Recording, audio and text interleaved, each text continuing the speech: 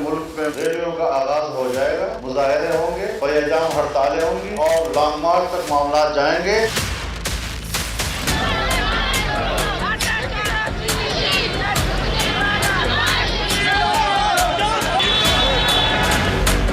साल तक ये हुकूमत लोगों को इसी दलासे में चलती रही। तेल सस्ता करेंगे हम, गैस सस्ती करेंगे हम, बिजली सस्ती करेंगे। लोगों की अब सकत भी खत्म हो गई है, लोगों की हिम्मत भी जवाब दे गई है। गवर्नमेंट का मजीद इसका चलना मुमकिन नहीं है। पीटीआई के अपने वोटर चीख रहा है, ये महंगाई का बम नहीं है, ये महंगाई का एटम बम है जो हुकूमत ने चलाया। ये रियासत महंगाई है, ये रियासत बेरोजगारी है जो इमरान खान के हाथों बन चुकी है। खुशी है कि पीडीएम ने इhtजाज के लिए मेरे शहर का इंतखाब किया।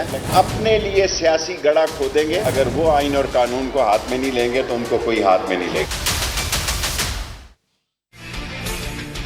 अस्सलाम वालेकुम नाज़रीन, आप देख रहे हैं प्रोग्राम 7 से 8। मैं हूं करन नाज। ऑपोजिशन इत्तेहाद पाकिस्तान डेमोक्रेटिक मूवमेंट ने हुकूमत के खिलाफ आज से मुल्क भर में एहतजाज का आगाज़ कर दिया है।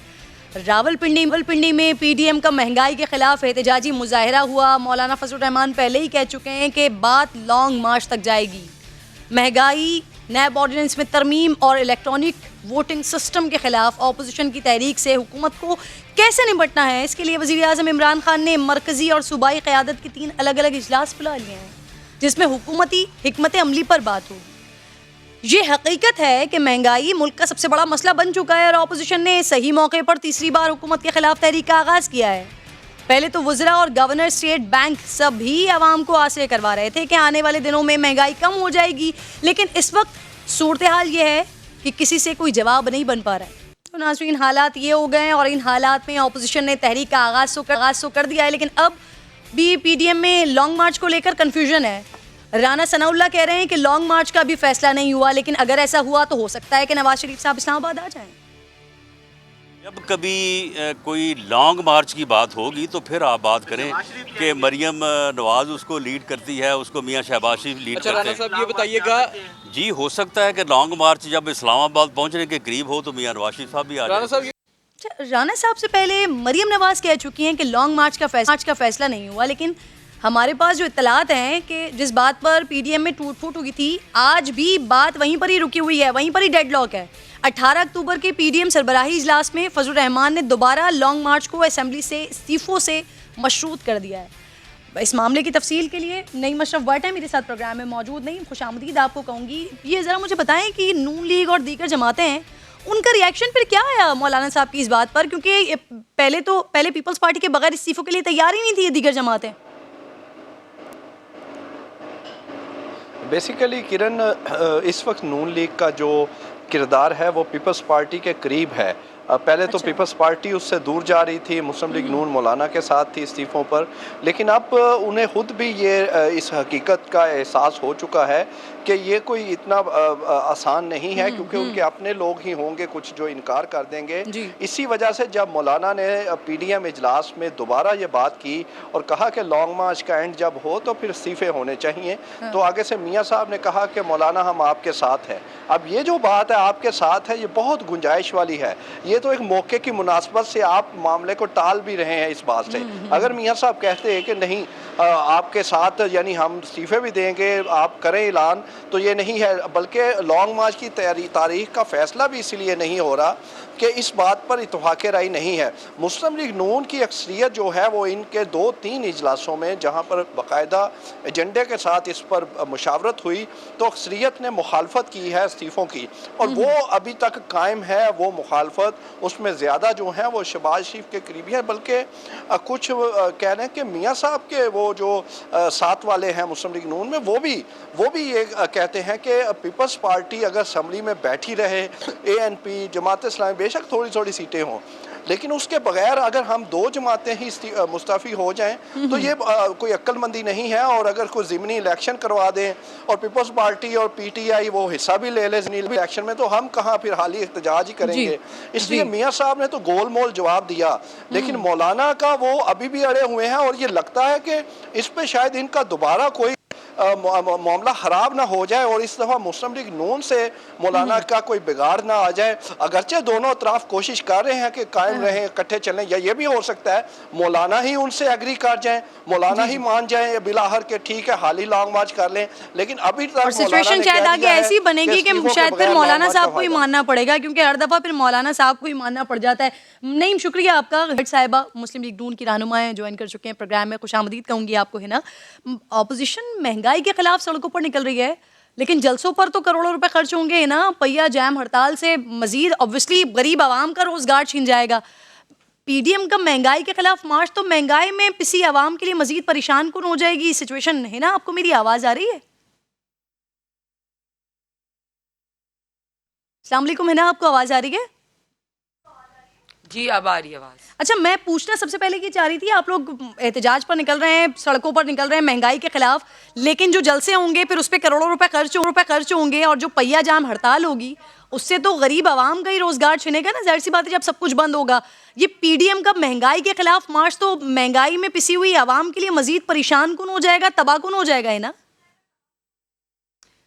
सबसे पहले तो किरण, मैं आसमा शराजी पर जो कैंपेन हो रही है, आपको पता है आसमा शराजी हमारी एक अवार्ड विनिंग जर्नलिस्ट हैं जी, और उन पे जो कैंपेन चलाई जा रही है उसको स्ट्रांगली कंडेम करती हूँ। और मैं आपको और भी जर्नलिस्ट और आसमा शराजी को अपनी और अपनी पार्टी की तरफ से अनकंडीशनल सपोर्ट देती हूँ। और मुझे लगता है कि फ्रीडम ऑफ एक्सप्रेशन जर्नलिस्ट का राइट है जी, और उनके खिलाफ इस तरह की कैंपेन नहीं होनी चाहिए। उसको सबसे पहले मैं कंडेम करती हूँ। लोगों का पॉइंट ऑफ व्यू डिफरेंट हो सकता है, लेकिन ट्रोलिंग या बिलो द बेल्ट जर्नलिस्ट को अटैक करना, स्पेशली हमारी किसी भी खातून या किसी के लिए भी नहीं होना चाहिए। दुरुस्त फरमा रही हैं आप। अब मेरी बात का जवाब दे दीजिए, दुरुस्त कह रही हैं आप। दूसरी चीज के आप ही के चैनल पे और भी बहुत से चैनल्स पे पीडीएम को और ऑपोजिशन को बहुत क्रिटिसाइज किया जाता था कि ऑपोजिशन जो है कोई तहरीक स्टार्ट नहीं कर रही। तो इससे तो सबसे पहले तो हमें इस बात की खुशी होनी चाहिए कि पीडीएम का फैसलाबाद के जलसे के फौरी बाद शेख रशीद के 2 बयानात आ गए, और हमारी जो आप डिस्ट्रिक्ट लेवल्स पे जो स्टार्ट हुई है रैलीज ऑफ प्रोटेस्ट, उसके बाद ये काबीना ने अपनी मीटिंग्स भी कॉल की हैं और वो शायद कोई स्टेप्स ले लें अवाम को रिलीफ देने के लिए। सही है। लेकिन जिस तरह आपने बात की, आई थिंक कि पीडीएम और ऑपोजिशन जो है वो एक प्लेटफॉर्म दे रही है अवाम को कि बाहर निकल के एहतजाज कर सके। लेकिन अभी भी मेरा सवाल है ना वहीं पर ही खड़ा हुआ है। आप मेरे सवाल के जवाब पर नहीं आई हैं। ये जो एहतजाज आप लोग करेंगे ये वजीर आजम के खिलाफ होगा या अवाम के खिलाफ होगा? महंगाई में पिसी हुई आवाम तो मजीद पिसेगी ना इससे। देखिए, अवाम खुद निकलना चाह रही है। आपको पता है कि हमने ये हमारी रिस्पॉन्सिबिलिटी है कि अवाम के इश्यूज को हम रेज करें।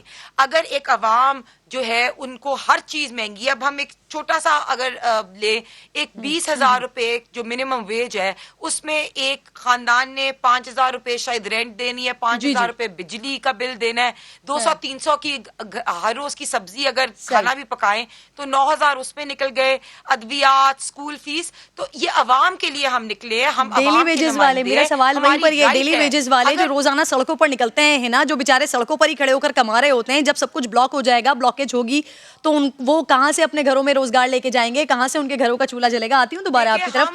सीनियर पॉलिटिशियन है, मैं आती हूँ ना आपके, आप मेरे साथ ही मौजूद हैं। सीनियर पॉलिटिशियन है, एंकर पर्सन है, डॉक्टर ज्वाइन कर चुके हैं प्रोग्राम में। खुशामदीद आपको कहूंगी। डॉक्टर साहब, आज आपका तारुफ थोड़ा मुख्तलिफ इसलिए करवाना पड़ा क्योंकि मुझे समझ नहीं आ रहा लिखूं क्या आपके नाम के साथ, पीटीआई रहनुमा लिखूं नहीं लिखूं? वो जॉन एलिया साहब का शेर है कि शर्म, वहशत, झिझक, परेशानी नाज से काम क्यों नहीं लेती आप, वो जी मगर ये सब क्या है, तुम मेरा नाम क्यों नहीं लेती? तो नाम काफ़ी है मेरा, नाम ले साथ साथ बता देना, नाम के साथ साथ क्या लिखूं, पीटीआई रहनुमा लिखूं नहीं लिखूं? मेरा ख्याल है नहीं लिखे। तो अभी आपने जो सवाल किया है वो बड़ा आपका अहम तरीन सवाल है। अब वो सवाल असल में जो आपने किया है वो हिना साहिबा ने भी उसका जवाब दिया। मुझे नहीं पता कि मौलाना फजलुर रहमान सस्ते हुए कि नहीं हुए, या वो भी महंगे हैं। अगर वो महंगे हैं तो वाकई पाकिस्तान में बहुत महंगाई है, और अगर फजलुर रहमान साहब सस्ते हो गए, और सस्ते से मुराद ये कि किसी को भी दस्तयाब है, तो फिर इसका मतलब पाकिस्तान में महंगाई नहीं है। क्योंकि फजलुर रहमान महंगाई के ख़िलाफ़ निकल रहे हैं, हैरत की बात है। बच्चे अगर अंधेरे से डर जाएं तो कोई ताज्जुब नहीं, लेकिन बालिग रोशनी से डरने लगे तो ये हैरत की बात होती है। महंगाई तो पाकिस्तान में इस कदर है कि मुझे इसमें कोई कहने में आर नहीं है कि ऑपोजिशन इतनी देर में जागी क्यों। जागना तो बहुत पहले चाहिए था, कहना तो बहुत पहले चाहिए था। हम तो आज भी कहते हैं। हमने तो जिस जमात में हमारे उठना बैठना रहा और अब चूँकि उससे ताल्लुक़ नहीं रहा, मैं तो इस्तीफ़ा दे चुका हूँ क्योंकि वो कबूल नहीं हुआ है। इस पर बात भी हो सकती है, बात भी करेंगे।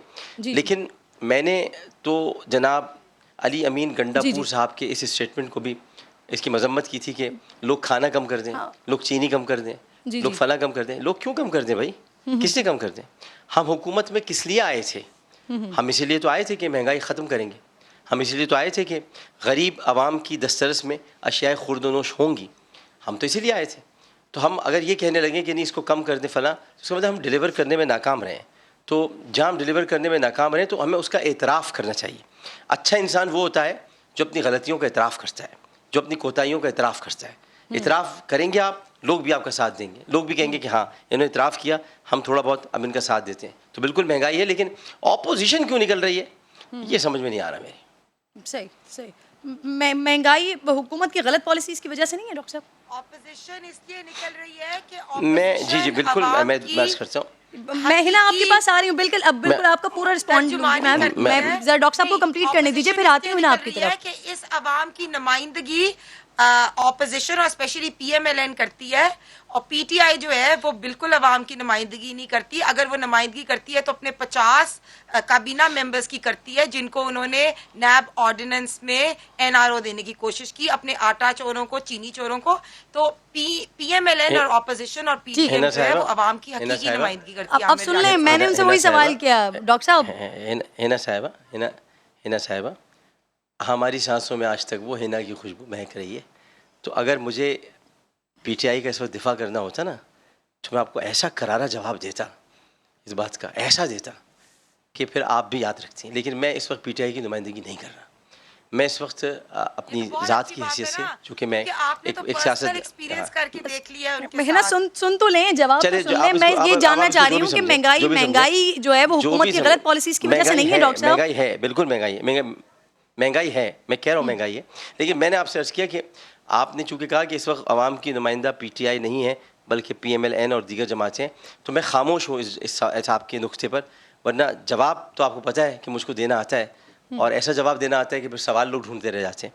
लेकिन चूँकि बात असल में ये है, बुनियादी बात ये कि हम जो कि मुझसे अभी किरण ने पूछा कि हुकूमत तो ज़िम्मेदार है ना कहीं, बिल्कुल है ज़िम्मेदार। क्यों नहीं है ज़िम्मेदार? डॉक्टर साहब देखिए, आप ये खुद मान रहे हैं जी, आप खुद कह रहे हैं महंगाई है, एक्सेप्ट कर रहे हैं आप, पॉलिसीज भी बेहतर नहीं है, तो फिर सही तो कह रहे हैं, फिर स्टेप डाउन करें। नहीं, स्टेप डाउन एक मुख्तलिफ चीज़ है। चीज़ों को बेहतर करना एक मुख्तलिफ बात। देखिए, घर में अगर मिसाल के तौर पे बल्ब टूट गया तो घर से बाप को निकाल दें कि बल्ब क्यों टूट गया, नया बल्ब लगाएं, कुछ बेहतर करें चीज़ों को कि बल्ब टूटा कैसे। अब स्टेप डाउन तो हर चीज़ का मसला नहीं होता ना, हल नहीं होता। तो इसका मतलब ये कि हमें कुछ चीज़ों को बेहतर करना पड़ेगा। हमें वुज़रा की फ़ौज ज़फ़र मौज को थोड़ा सा मुख्तलिफ अंदाज में देखते हुए उसमें तब्दीली लानी पड़ेगी। डॉक्टर साहब, जो आपकी नहीं सुन रहे हैं वो ऑपोजिशन की कैसे सुनेंगे? चले, जो मेरी नहीं सुन रहे वो बाप की, तो जो आपकी नहीं सुन रहे वो बाप की तो सुन ही लेंगे ना। आईएमएफ की बातें मान के देख ली, बिजली के बिल इंक्रीज करके देख लिए, पेट्रोल की प्राइसेस। बेसिक चीज है किरण कि आप तब्दीली कर लें, म्यूजिकल चेयर खेल लें, अपने वुज़रा 50 से ज्यादा रख लें, आप 4 वजीर खजाना चेंज कर दें। बात है कि इनकी हुकूमत जो है इनकॉम्पिटेंट है और करप्ट है। सही। अच्छा है ना, ठीक है ना, यहाँ पर कुछ लोग मान रहे हैं। ऐसी बात नहीं, मैं अर्ज करूँ, ऐसी बात नहीं है। अच्छा, ऐसी बात नहीं, सुन ले आप मेरी बात सुन ले, ऐसी बात नहीं है किरण, आप समझेंगी, किरण आप समझ सकेंगी जो बात कहना चाह रहा हूँ। किरण आप समझेंगी, डॉक्टर साहब का जवाब सुन लें, फिर मैं आपके पास सवाल लेकर आ रही हूँ जी। आप समझ लेंगी जो मैं बात कह रहा हूँ, आपकी समझ में शायद आएगी। हमारी हुकूमत करप्ट नहीं है। असल में हमारी हुकूमत ने कमर की रोशनी में चलना नहीं सीखा, फैज़ ज़्यादा उठाया। तो अगर कमर की रोशनी में चलना सीख लेती तो फैज़ ना उठाती। फैज़ उठाने की वजह से ऐसा कुछ हुआ है, लेकिन बेहतर हो जाएंगी चीज़ें। है ना मुझे ठीक डॉक्टर साहब, है ना मुझे ये बताइए के अच्छा, मुझे आप ये बता दें ना, ठीक है, आप आवाम का मसला लेकर आ रहे हैं, लेकिन आप मुझे ये तो बताइए कि आप लोगों के तो डेडलॉक्स ही खत्म होकर नहीं दे रहे हैं। इस्तीफों पर फिर इख्तिलाफ हो गया है, मौलाना साहब आपके लॉन्ग मार्च को मशरूत कर रहे हैं इस्तीफों से, आप लोगों का इस पर इख्तिलाफ है, तो फिर ये ऐसे इस तरह से हुकूमत को गिराएंगे कैसे, क्या करेंगे? किरण, पहली तो बात आमिर लियाकत साहब ने कहा यह हुकूमत करप्ट नहीं है। सबसे पहले तो मैं इस पे बिल्कुल इख्तिलाफ करती हूँ। ये दुनिया की, पाकिस्तान के 74 इयर्स में करप्ट तरीन हुकूमत है। रिंग रोड स्कैंडल देख लें, बीआरटी में पैसे कमाने देख लें, चीनी अद्वियात में, आटे में, सब चीजों में इस हुकूमत अदालतों में क्यों नहीं जाते इन चीजों के खिलाफ? और एनआरओ के अंदर नैब का तरमीमी ऑर्डिनेंस जो है अपने उन वज़रा को बचाने के लिए निकाला जिनका नाम पिंडोरा पेपर्स में आपके पास सबूत है तो अदालतों में जाए ना, है ना? करप्शन केसेस पर अदालतों में जाएं। कब जाएंगे? बिल्कुल बिल्कुल, आप सही कह रही हैं, हम जाएंगे अदालतों में, लेकिन इन लोगों ने तो कहा था कि सबसे पहले अदालत पे हम जाएंगे, तो इनको तो चाहिए कि अपने वज़रा के खिलाफ अदालत में जाएं। अच्छा, ऑपोजिशन कहती है कि वो सब कुछ शफाफ इंतखाबात के लिए कर रहे हैं, खुद जाना चाहिए और हुकूमत की तरफ से पेश की गई इलेक्ट्रॉनिक वोटिंग मशीन RTS का दूसरा नाम है, ताकि तकनीकी और मशीनी वसाइल से धांधली की जाए। लेकिन ऑपोजिशन अब तक खुद कोई रोड मैप सामने नहीं ला सका है। वो कौन सा तरीका होगा ना जिससे शफाफ इंतखाबात मुमकिन हो सकेंगे, ये तो बता दें ना। धांधली का प्लान है, ये EVM मशीन क्यों बना रहे हैं, इनको पता अगली दफा आप लोगों के पास क्या प्लान है? लेकिन आपने जो किरण बात की PDM की, मैं उस पर करना चाहती हूँ। PDM पे बिल्कुल कोई इख्तलाफ नहीं है। अभी PDM का जो इजलास हुआ है उसमें ये डिसाइड हुआ है कि हम अभी जवाब आया डिस्ट्रिक्ट लेवल्स पे और डिवीजन लेवल्स पे तहरीक जो है वो स्टार्ट की है। आपने देखा है कि रावलपिंडी से स्टार्ट हुई है। आज हमारी मीटिंग भी थी लाहौर में, और 2 दिन बाद लाहौर के अंदर भी जो है प्रोटेस्ट और रैलीज स्टार्ट हो रही हैं। और PDM के सब रहनुमा सारे एक पेज पे हैं। अभी सब ने ये डिसाइड किया है कि डिस्ट्रिक्ट लेवल्स पे प्रोटेस्ट एंड रैलीज होंगी, और उसके बाद इंशाल्लाह हम लॉन्ग मार्च की डेट भी देंगे। लेकिन मुझे लगता है कि लॉन्ग मार्च से पहले ही ये हुकूमत जो है अपने वजन पे गिर जाएगी, क्योंकि इनके पास कोई सलूशन नहीं है। ये तीसरी बार कमर कस ली है PDM में। लॉन्ग मार्च होती हुई दिख रही है आपको डॉक्टर साहब? नहीं, बिल्कुल लॉन्ग मार्च होएगी, हम आपको खाएंगे, बताएंगे। लॉन्गे पहनेंगे और लॉन्गे खाएंगे, और कुछ नहीं कर सकते। अच्छा डॉक्टर साहब, एक और मैं ट्विटर पर देख रही थी, फवाद चौधरी साहब के हवाले से आपने फवाद चौधरी साहब को खामोश रहने की वार्निंग दी थी, वो वाला क्या माजरा है डॉक्टर साहब? जी, मैंने उनको थप्पड़ की बात की थी। उन्होंने असल में ये कहा कि आमिर लियाकत का इस्तीफ़ा तो रोज़ ही आ जाता है। तो मैंने उनसे कहा कि मेरे मामला से फासला रखें, वरना मेरा थप्पड़ जो है वो आपके थप्पड़ से ज़्यादा भारी होगा। सही, बहुत बहुत शुक्रिया। अच्छा, मेहरबानी। मैं चाह रही हूँ कि इस पे अगर आप जवाब दे दें, तंजीम की तरफ से या फवाद चौधरी साहब की तरफ से या किसी की तरफ से भी, डॉक्टर साहब आपसे बात की गई इस मामले पर कि इस मामले को रफा दफा करें कम से कम? किस मामले को? ये जो आपने फवाद चौधरी साहब वाली बात की, इस पर ये क्योंकि ट्विटर पर इस तरह की बात करना शायद मुनासिब नहीं है, तो किसी ने रोकने की कोशिश की आपको या फवाद चौधरी साहब को? नहीं, मेरा ख्याल है कि थप्पड़ मारना भी मुनासिब नहीं है। 2 सहाफ़ियों को थप्पड़ मारना भी मुनासिब नहीं है। अगर वो थप्पड़ मारना मुनासिब है, आप समझती हैं कि मुनासिब है, तो फिर डॉक्टर साहब उन वाक़यात पर भी कंडेम तो काफ़ी दफ़ा किया जा चुका है, और गालिबन तमाम सहाफ़ियों की जानिब से इसको कंडेम किया गया। तो मैंने मारा तो नहीं थप्पड़, तो मैंने थप्पड़ मारा तो नहीं, सिर्फ बताया कि थप्पड़ मार सकता हूँ। बाकी ये कि फवाद चौधरी साहब मेरे दोस्त हैं और उनसे मेरा बहुत ही ज़्यादा बरादराना रिश्ता है, और ये बात मैं उनको कह सकता हूँ। एक भाई, एक दोस्त अपने भाई को जो चाहे कह सकता है, इसलिए उनकी तरफ से कोई जवाब नहीं आया। आपने देखा होगा, उन्होंने कोई जवाब नहीं दिया। तो इसकी वजह यह है कि हमारे घरेलू ताल्लुकात हैं, तो मैं जो चाहूँ उन्हें कह सकता हूँ। ठीक है, ठीक है सर, दुआ है सर ताल्लुकात कायम रहे आपकी। बहुत बहुत शुक्रिया। साथ मौजूद थे आप डॉक्टर आमिर लियाकत हुसैन, हिना परवेज़, आप दोनों साथ मौजूद थे। सलमान शाह साहब साबिक वज़ीर ख़जाना है, प्रोग्राम में साथ मौजूद हैं। सर खुशामदीद आपको कहूँगी, 4 साल होने वाले हैं इस हुकूमत को, जस्टिफाई सलमान साहब ये? देखें, इसमें एक चीज़ तो आप सब तस्लीम करेंगे कि पाकिस्तान में इस वक्त जो हमारा तजारती खसारा है वो तकरीबन 25% हमारी इंपोर्ट्स जो हैं वो एनर्जी है। एनर्जी यानी कि तेल मंगवाते हैं, LNG मंगवाते हैं, कोला मंगवाते हैं, ये सारे बैरून मुल्क से आते हैं। सबसे पहला सवाल तो ये पैदा होता है कि ये क्यों है ऐसे। ये इसलिए है किरण के हमारी कई पॉलिटिकल लीडरशिप ने कोई डैम नहीं बनने दिया पिछले 40 साल में। और एक ज़माना था कि डैम से जो बिजली बनती थी वो बड़ी सस्ती होती थी और उसके लिए आपको कुछ इंपोर्ट भी नहीं करना पड़ता था। उसके बाद अगर आप देखें पिछले 5 साल में हमने 10,000 से ज़्यादा मेगावाट बिजली लगा दी जो कि सारी इंपोर्टेड है। जब आप अपना स्विच ऑन करती हैं तो वो इंपोर्ट का बिल जो है वो चलने लग पड़ता है। हालांकि ये जो है उस वक़्त 2015 में आपको पता है कि सोलर पावर जो है वो इतनी सस्ती हो गई थी कि वो और LNG से भी सस्ती थी और उसके लिए आपको इंपोर्ट नहीं करनी पड़ती थी। तो 10,000 मेगावाट जब आप बिजली लगा देते हैं जो इंपोर्टेड है सही, और जो लगानी चाहिए थी वो नहीं लगाते, तो वो अब आपको उसके पैसे देने पड़ते हैं। अब दुनिया में सर महंगाई कह रहे हैं पिछली हुकूमतों की वजह से है, लेकिन डॉलर का रेट सर जो इकोनॉमिस्ट हैं वो कह रहे हैं तो मजीद बढ़ेगा, लेकिन गवर्नमेंट की जानिब से कहा जा रहा है कि नीचे आएगा। छापे, गिरफ्तारियां, पाबंदियां, सब कुछ हो रहा है, लेकिन उसके बावजूद भी डॉलर रेट पर काबू तो नहीं पाया जा रहा। सलमान साहब, उसी की वजह है कि जब आपका 25% इम्पोर्टेड एनर्जी है और इम्पोर्टेड एनर्जी जो पहले $40 फी बैरल थी अब वो $85 फी बैरल हो गई है, तो उसकी वजह से आपकी बिजली भी महंगी होगी, आपका सर्कुलर डेट भी महंगा आगे जाएगा, आपका करंट अकाउंट डेफिसिट भी बढ़ेगा और आपका रुपया जो है वो कमजोर होगा और रुपया जैसे जैसे कमजोर होगा उसी के साथ साथ आपकी इन्फ्लेशन भी आप कह रहे हैं कि मुल्क में मजीद महंगाई बढ़ेगी।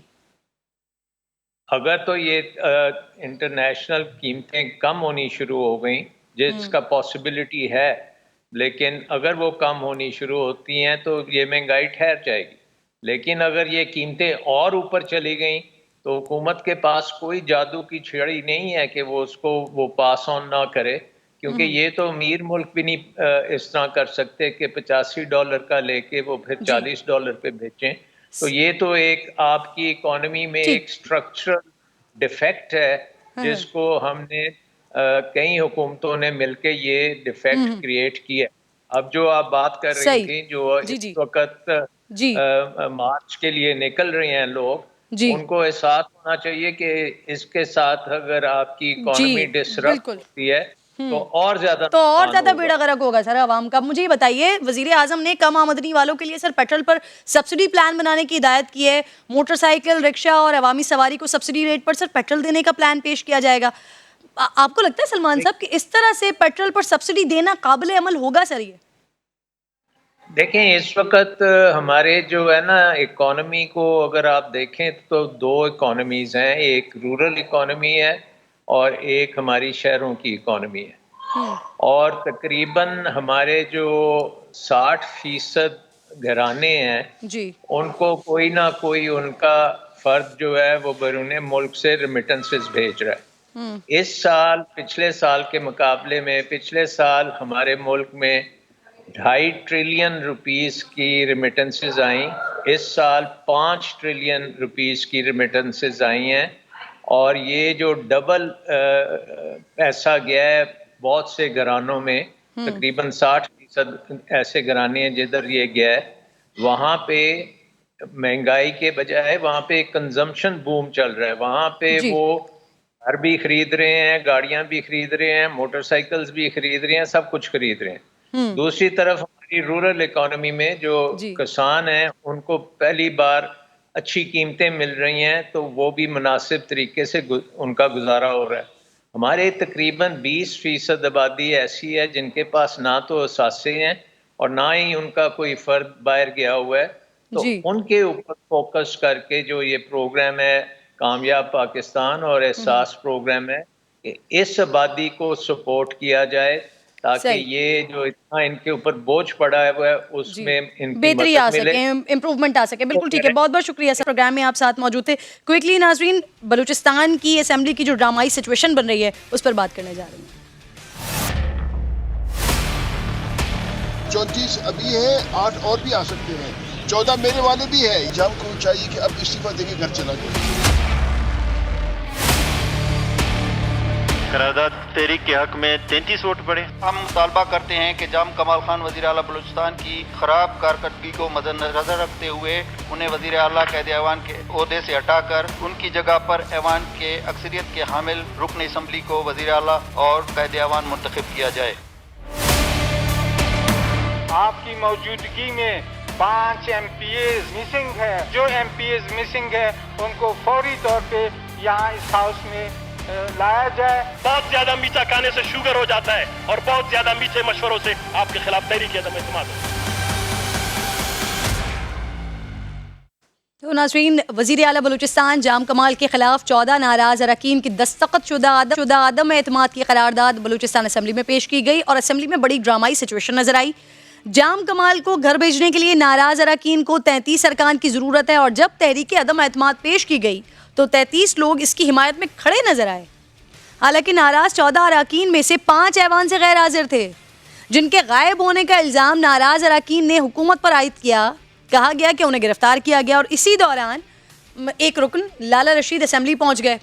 दूसरी तरफ वज़ीर आला के तर्जुमान उसे नाराज़ अरकान की शिकस्त से ताबीर कर रहे हैं कि 42 अरकान का दावा करके सिर्फ 33 लोग ही खिलाफ नजर आए।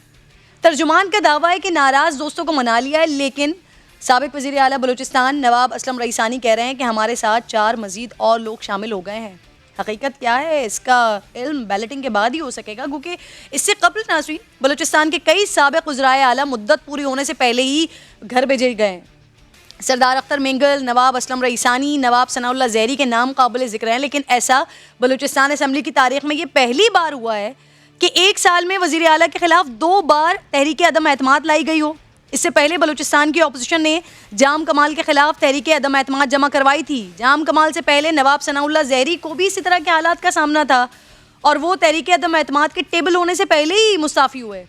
लेकिन जाम कमाल ने साबिक़ वज़राए आला की तरह पीछे हटने के बजाय आखिरी बॉल तक लड़ने का फ़ैसला किया है और हद दर्जा पुरएतमाद भी नज़र आ रहे हैं। इस्लामाबाद का भी उनकी जानिब से बड़ा तूफ़ानी दौरा किया गया। वज़ीर आज़म से उन्होंने मुलाकात की, तहरीक अदम एतमाद का सामना करने के फ़ैसले को उन्होंने बरकरार रखा। वज़ीर आज़म से उनकी मुलाकात के हवाले से भी बड़ी बातें ज़बान ज़द आम है। इस पर बात करने के लिए मुझे ज्वाइन कर चुके हैं ब्यूरो लियाकत शहवानी साहब साथ मौजूद होंगे, तर्जुमान बलूचिस्तान हुकूमत हैं।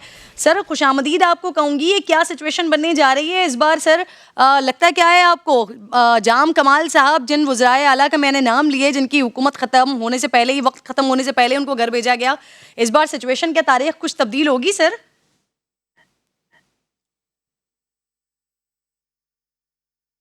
जी मुझसे पूछ रहे हैं किरण? जी जी बिल्कुल आपसे पूछ रही हूँ। जी जी देखिए किरण, रोज अव्वल से चीजें वाज़े हैं। अक्सरियत वज़ीर आला बलूचिस्तान जाम कमाल साहब के साथ है, आज वो अक्सरियत साबित होगी।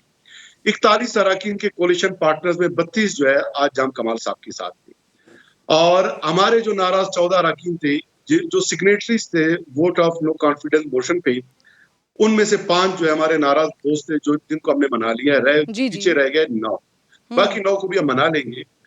बाकी रही बात ओवरऑल असेंबली मेंबर्स की, 65 काउ से 24 अपोजिशन के ये जो 5 लोग नहीं आए थे लियाकत, ये जो 5 लोग नहीं आए थे, आप उनके लिए कह रहे हैं कि उनको मना लिया है? जी जी बिल्कुल, हमने अपने दोस्तों को मना लिया और भी मना लेंगे। अभी 4 दिन बाद वोट ऑफ नो कॉन्फिडेंस पे वोटिंग होनी है, उस दिन आप देखिएगा। इसी वजह से असेंबली में नहीं आए, आपने उन्हें मना लिया, इस वजह से वो असेंबली में नहीं आए? जी जी बिल्कुल। आपके ऊपर इल्जाम लगा रहे हैं कि उनको गिरफ्तार करवाया गया है, हुकूमत ने उनको गायब किया है, और आप कह रहे हैं कि उन 5 लोगों को मना लिया गया है, इस वजह से नहीं आए। ब्रेकिंग न्यूज दे रहे हैं आप, जला दूं मैं ये शहवानी साहब? जी किरण, पार्लिमानी तारीख में जो है आज स्याह बाब का इजाफा कि अपोजिशन लीडर बलूचिस्तान असम्बली के मुकद्दस फ्लोर पे खड़े होके इस तरह के गैर पार्लिमानी अल्फाज इस्तेमाल किया, उन्होंने गैर शाइस्ता ये कलमात उन्होंने अदा किए, अरकान के तकद्दुस को पामाल किया गया। किरण देखे, अरकान को न जबरदस्ती कोई असम्बली ला सकता है, न असम्बली आने से किसी को रोका जा सकता है, ये उनका डिस्क्रेशन है। वो आते हैं, नहीं आते, किसी को वोट देते नहीं देते, ये उनकी मर्जी है। उनके साथ जबरदस्ती करना ये बिल्कुल गैर मुनासिब है। रात को एक डिनर में उनको इन्होंने खाना क्या खिला दिया कि ये समझने लगे उस खाने के हौस ये सारे दोस्त उनकी बात मान जाएंगे और जाम कमाल साहब के खिलाफ आके वो इस करारदाद का हिस्सा बनेंगे, ये बड़ा अफसोसनाक है। ये तो हमारे कल्चर वैल्यूज ही के खिलाफ है। दावत में मुझे भी बुला सकते हैं, आपको भी बुला सकते हैं, मुझे बुलाते मैं भी चला जाता, जाम कमाल साहब को बुलाते वो भी चला जाता। नाराजगी है, कोई दुश्मनी तो है नहीं, लेकिन दावत में जाने का ये मतलब नहीं। अच्छा, दावत सुबह तक 42 अरकान का था, वो 33 बन गए, बाकी 9 किधर गए? हमने तो कभी दावा नहीं किया, हम तो एक ही गुजारिश करते रहे। 14 दोस्त नाराज हैं, नाराज दोस्तों को मनाने की कोशिश जारी है, आखिरी दोस्त तक को मनाने की जद्दोजहद जारी रहेगी। 5 दोस्त मान गए, बाकी 9 भी मान जाएंगे इंशाल्लाह। सही। अच्छा, मुझे ये बताइए, कुद्दूस बजंजो साहब, इनके वजीर आला साहब से माजी में बड़े इख्तिलाफात रहे हैं। वजीर आला ने अदम एतमाद के मामले पर उनसे कहा था कि वो अपने हलफ की पासदारी करें, गैर जानिबदार रहें, लेकिन आज असेंबली में उनका रवैया बड़ा गैर मामूली, बड़ा पुरजोश भी नजर आया। नाराज अरकान का इशाया भी उन्हीं के घर पर हुआ। तो आप समझते हैं स्पीकर गैर जानिबदार हैं? स्पीकर का जो ऑफिस है वो इसी गैर जानिबदारी का मुतालबा करती है, इसकी रिक्वायरमेंट है। अगर वो खुद संजीदगी का मुजाहरा नहीं करते और खुद ही उस ऑफिस का, जो बड़ा इंपॉर्टेंट ऑफिस है, उसके डेकोरम का ख्याल नहीं रखते, तो एक सीनियर सियासतदान है, वजीर आला भी रह चुके हैं, मुतअद्दिद असेंबली में पार्लियामेंटेरियन रह चुके हैं, अगर वो खुद इस तरह करते हैं तो अब हम क्या कह सकते हैं? हम तो गुजारिश ही करेंगे, हमारे दोस्त है, हमारे साथी है, अज़राए करम जिद छोड़ दें। नाराजगी को जिद की शक्ल देना ये गैर मुनासिब है। जी, सही। नाराज तो 5 दोस्त मान गए, बाकी दोस्त मान जाएं। सर, मैं जरा इस सिचुएशन के एनालिसिस भी चाह रही हूँ। जलाल नूरजई साहब मौजूद हैं, समक कोयटा के ब्यूरो चीफ हैं, मैं खुशामदीद कहूँगी आपको भी। लियाकत शहवानी साहब की बात यकीनन आप सुन रहे होंगे नूरजई साहब के 5 लोग उनको मना लिया गया है, 9 अरकान हैं जो अभी भी नाराज हैं। सर, अगर वो 9 अरकान नहीं मानते तो फिर हुकूमत के लिए, वजीर आला साहब के लिए सिचुएशन क्या बनने जा रही है असेंबली में? देखिए, ये बात तो तय है कि मुश्किलात हैं वज़ीर आला बलूचिस्तान के लिए और उनके साथियों के लिए, लेकिन ये एक खुशकुन इजाफा इसमें हुआ है कि 5 अरकान वो मना लिए गए हैं जो आज असेंबली इजलास में भी वो पेश नहीं हुए हैं, क्योंकि आज असेंबली में उन्होंने खड़े होके करारदाद के हक में इजहार करना था, लेकिन वो नहीं आए। और फिर उसकी तरफ से, अपोजिशन की तरफ से, या फिर वो लोग जो बाप पार्टी के नाराज लोग हैं या मुखालिफ लोग हैं, उनकी तरफ से ये कहना कि उन्हें उठा लिया गया है गन पॉइंट पे या उसकी गिरफ्तारी करा ली गई, ये मेरे ख्याल से सारी सियासी बातें थी। वो बरज़ा और रग़बत अपनी मर्जी से असेंबली इजलास में नहीं आए हैं, और ये इम्कान है किरण के आइंदा भी, चूंकि अभी 3, 4, 5 रोज मजीद रहते हैं, कि मजीद लोगों को भी आमादा किया जाए, वो भी अपनी बात से रुजू कर ले। तो ये मामला इस वक्त इतना आसान भी नहीं है कि कुछ लोग ये समझे कि उनके हक में फैसला होने जा रहे हैं, जबकि अब तक मुश्किलात वो है, आगे भी मुश्किलात है। आप कह रहे हैं मुश्किलात है। शहवानी साहब, आपने लास्ट टाइम ऑफर किया था कि जितने लोग हैं जो नाराज हो गए हैं उनकी वजारतें उनको एज इट इज वापस की जाएंगी, तो ये 5 लोग जो वापस आए हैं वो वजारतें लेकर वापस आए हैं सर? उनके साथ यही कमिटमेंट हुई है, इस तरह मनाया उनको? देखिए, वो तो अभी वजीर आला साहब ने, दोस्तों ने बैठ के फैसला करना है, उस पर मैं कमेंट तो नहीं करूंगा, लेकिन आपको याद होगा वजीर आला साहब ने और मैंने भी ये कहा था कि हमारे कुछ दोस्त जो है वो एक्सट्रीम पे नाराजगी का इजहार नहीं कर रहे, दे आर मॉडरेट, और वो वापस आ जाएंगे। और मॉडरेट जो दोस्त हैं जो एक्सट्रीम पे नहीं थे, उनके कुछ आ गए, बाकी कुछ आ रहे हैं। एक आध दोस्त एक्सट्रीम पे जरूर हैं, और हमारी ख्वाहिश है कि उन दोस्तों को भी मना लें। बाकी इंशाल्लाह वोट ऑफ नो कॉन्फिडेंस के दिन जो आपका 5 लोग आप मना चुके हैं, 9 लोग अभी भी नाराज हैं, सिचुएशन अभी भी बलूचिस्तान असेंबली की दिगरगू है। बहुत बहुत शुक्रिया। शहवानी साथ मौजूद है, जलाल नूरजई आपका भी बेहद शुक्रिया। एक छोटा सा ब्रेक ले रही हूँ नाज़रीन, ब्रेक के बाद वापस आऊंगी तो अफगानिस्तान की सूरत हाल पर बात करूंगी।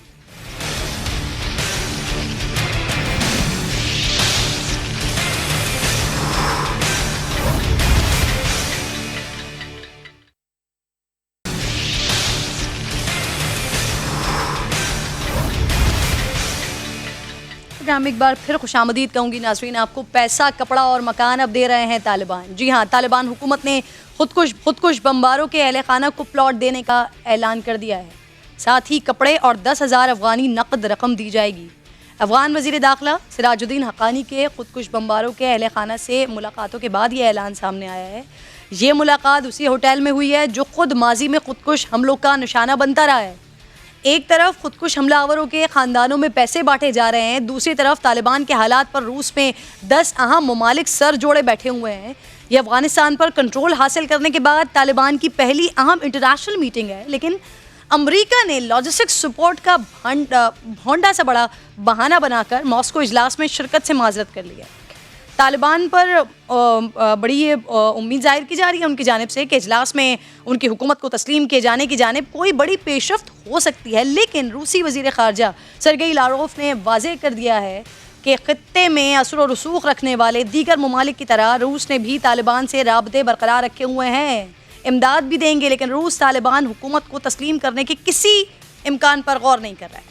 रूस मुज़ाकरात की मेज़बानी के बावजूद इस कदर मोहतात रवैया क्यों इख्तियार कर रहा है? माहिर अफ़गान उमूर हैं अयाज़ वज़ीर साहब मुझे ज्वाइन कर चुके हैं। सर, आपको खुशामदीद कहूँगी प्रोग्राम में। सर, तालिबान हुकूमत खुदकुश बम्बारों के अहल खाना को प्लॉट दे रहे हैं, रकम दे रहे हैं। सर, ऐसे वक्त में जब वो दुनिया के सामने अपना सॉफ्ट इमेज पेश करना चाहते हैं, इस तरह के इक़दामात के मकासद क्या हो सकते हैं सर, और इस पर रद्द-ए-अमल कैसा आ सकता है सर?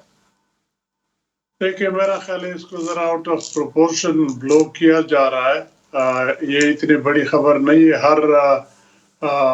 इस तरह जो भी एक तहरीक चलती है, उनके जो भी ऐसे लोग होते हैं उनके लिए इनामात होते हैं। मिलिट्री देख ले, फौज देख ले, उनके अपने सिपाहियों को जब वो शहीद हो जाते हैं उनको इनामात देते हैं, नवाजते हैं, कि नहीं करते। इसी तरह तालिबान भी एक तहरीक है, वो अपने लोगों का ख्याल करेगी। ये तो एक छोटा सा किस्सा है, उसको इस मूवमेंट के ऊपर हावी न करने दे।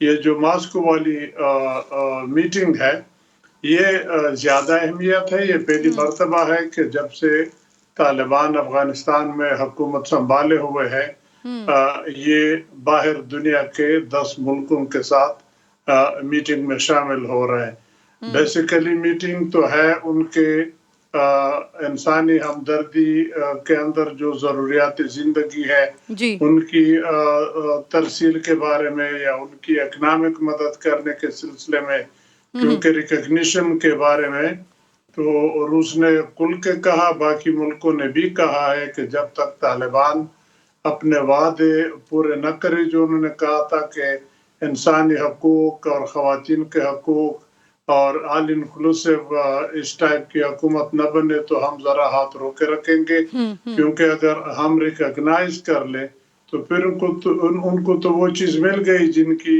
उनकी ज़रूरत है, फिर शायद ये चीज़ें न माने। तो ये एक किस्म का दबाव होगा तालिबान के ऊपर।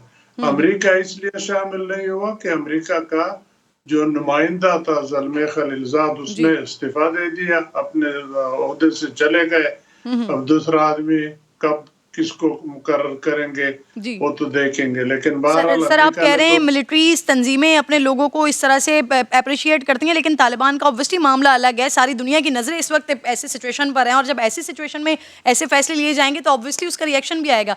अयाज साहब, सर रूसी सदर खुद का खबरदार कर रहे हैं कि दाइश तालिबान में मुनज़्ज़म हो रही है। तालिबान ये दावा कर रहे हैं कि वो दाइश के खात्मे के लिए पुरज़्म है।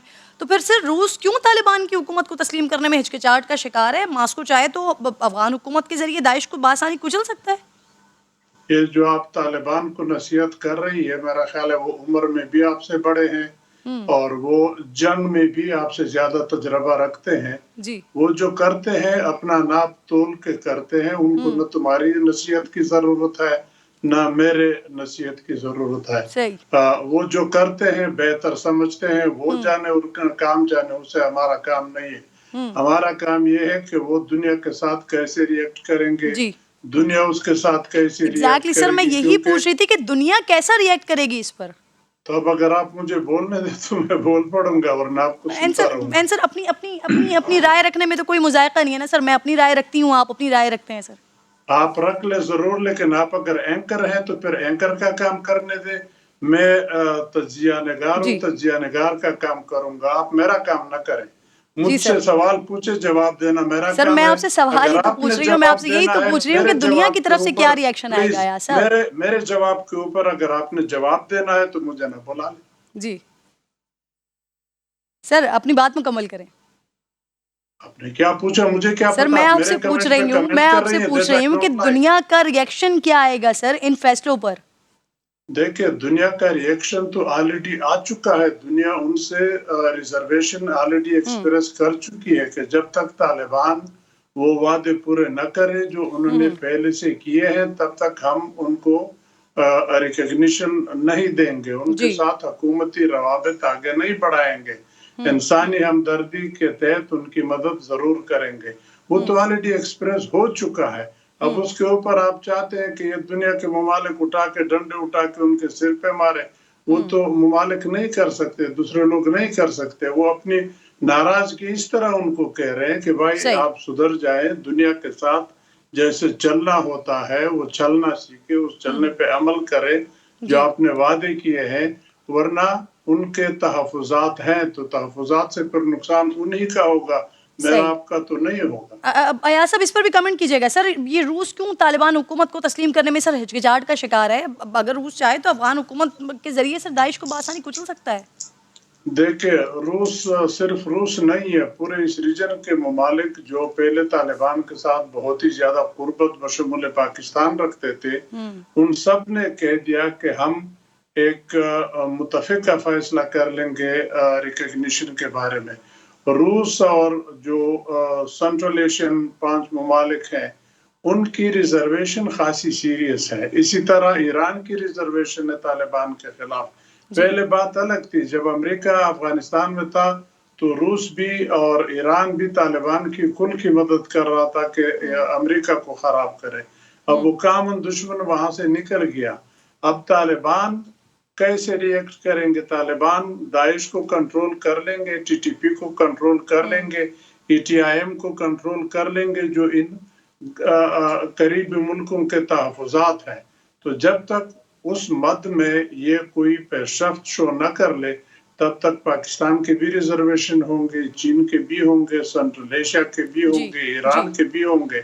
लेकिन इन सब में अगर किसी को ज्यादा फायदा या नुकसान है अफगानिस्तान के हालात का, वो पाकिस्तान है। तो पाकिस्तान बेशक इन मुल्कों के साथ जाए, उनको कंसल्ट करे, उनको साथ ले जाए, लेकिन अकेले में भी सोच के फैसला कर ले कि आखिर हद तक हम इन मुल्कों के साथ जाए या अफगानिस्तान में रिकग्निशन हम अलग भी सोच ले, क्योंकि हमारे ऊपर बहुत ज्यादा उसका असर है।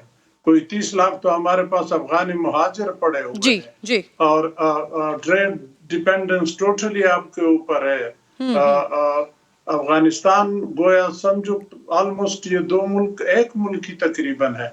जो वहाँ खराबी होगी उसका डायरेक्ट असर आपके ऊपर होगा। टीटीपी एक्टिव हो जाएगा, दाइश एक्टिव हो जाएगा, तो उसका नुकसान न रूस को है न अमेरिका को, उसका नुकसान आपको है या ईरान को है।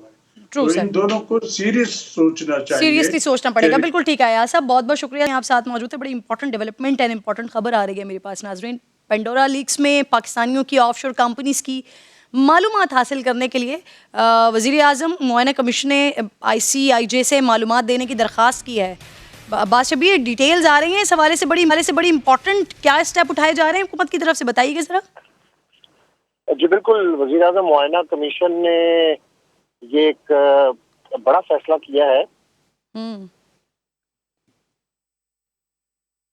आवाज आ रही है आपको?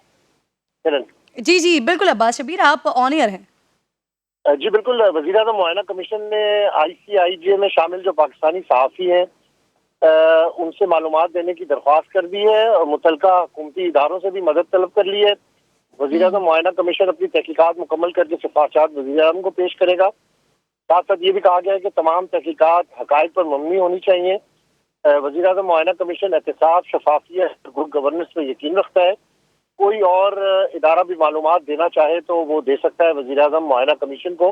तो ये अहम डेवलपमेंट पेंडोरा लीक के हवाले से पाकिस्तानियों की जो ऑफशोर कंपनियां थी उसमें ICIJ ने में शामिल पाकिस्तानी सहाफ़ियों से मालूमात की दरख्वास्त की है और मुतलका हुकूमती इदारों से भी मदद तलब की है। शफाफ तहकीकात का कह रहे हैं और तहकीकात करके अपनी सिफारिशात पेश करने का वज़ीर आज़म साहब ने कह दिया। बहुत बहुत शुक्रिया अब्बास शबीर, प्रोग्राम में आप साथ मौजूद थे। वक्त खत्म हो गया है नाज़रीन, इंशाअल्लाह मुलाकात होगी आपसे कल। अपना ख्याल रखिए, अल्लाह ने के बाद।